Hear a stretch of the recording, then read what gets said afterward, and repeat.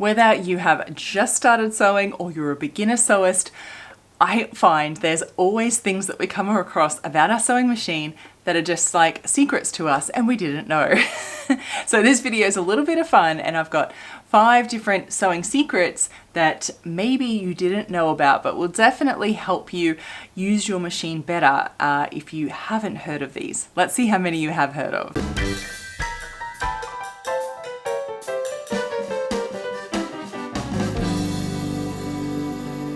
Sewing friends, welcome back. I'm really excited about today's video.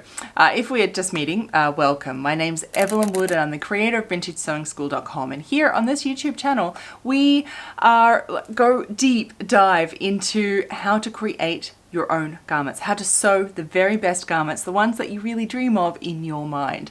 So with that comes knowing your sewing machine, of course, and I've got 5 tips for you today, as I said, and I find that these aren't like necessarily secrets, but they're secret because sometimes you just don't know about them. I can't tell you the amount of times that some of these ones, particularly a couple of them, that when people hear them and they see them for the first time, they're just like, you know, the mind blow emoji, and maybe let's do that.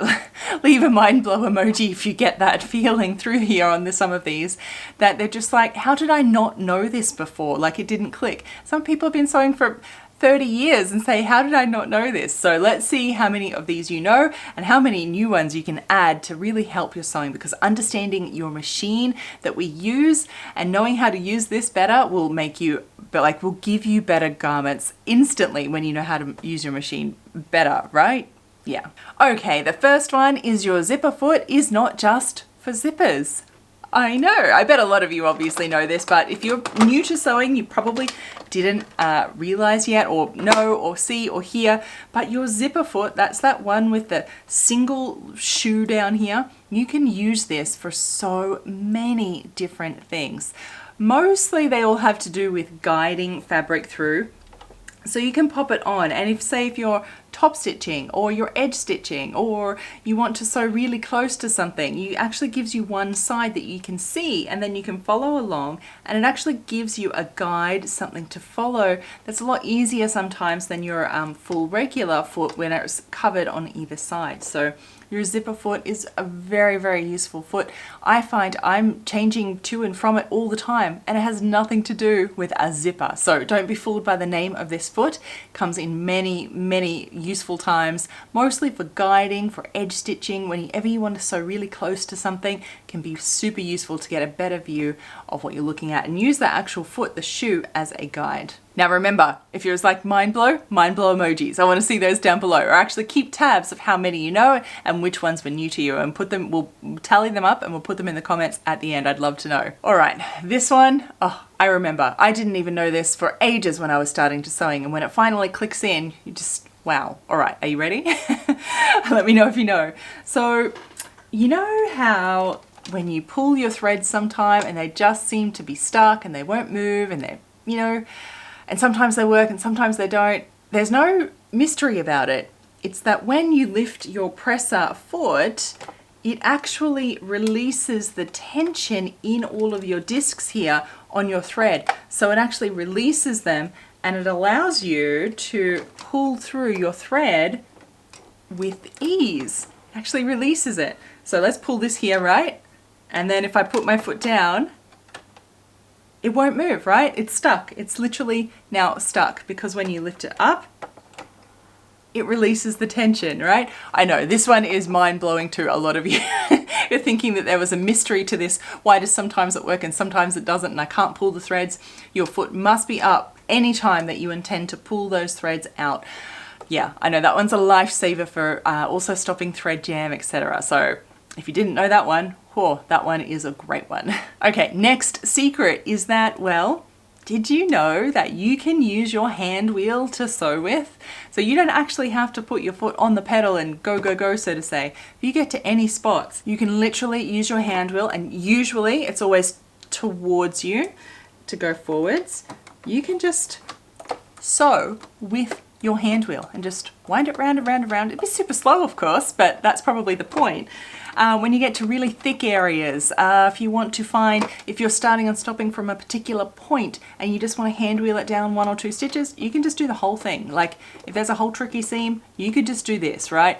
I know, it's one of those things that when I was starting and I realized I could do that was so good, because it took the stress off getting all those really difficult areas when I knew I could just hand wheel it down, just stitch by stitch, nice and easy, comfortable. Yeah, I know, right? So yeah, you can do that. It's a thing. You can do it, I promise. All right, this one's an interesting one. If you're a vintage machine lover, you may already know, but maybe you don't.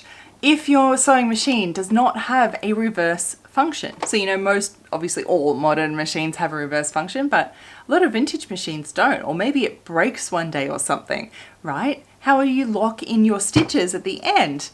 Really easy. You do it the way that they did before that there was actually reverse stitching. It's really easy. So let's say you want to start a seam, right? And we come up here as normal. What you'll do is you actually sew down those first few stitches as you normally would. Instead of reversing, what you do is you lift up your foot, move your fabric back to where you started from. Be careful because it might get a little bit tight. Only do a few stitches, and then sew over the top of these again. And so when you're finished here, what you're left with is a double over stitch, just like a reverse, and it's nice and strong and it won't come apart.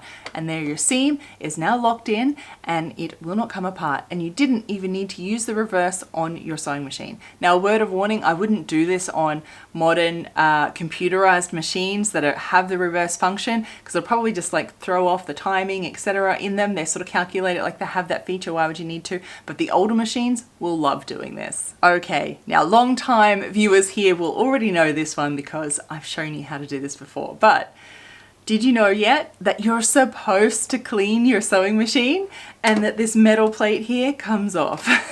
So when we first start sewing, this is like, I had no idea I was supposed to clean it, right? Let me show you. If you ever wondered what that little brush was that comes with your machine, this is why. You're supposed to get in here and clean out all the fluff and keep it nice and clean and tidy, because fluff accumulates and your machine will not like it. I have made videos here on sewing machine maintenance that I highly recommend if you're learning this for the first time. You go and clean your machine now. It is something that you need to do regularly, so make sure that you do that. And hopefully that wasn't a secret and you have been cleaning your machine regularly, because it will definitely love you for it when you do. Okay. Now for the fun. Let me know in the comments below which one were the mind-blowing ones for you learning for the first time, or which ones did you already know?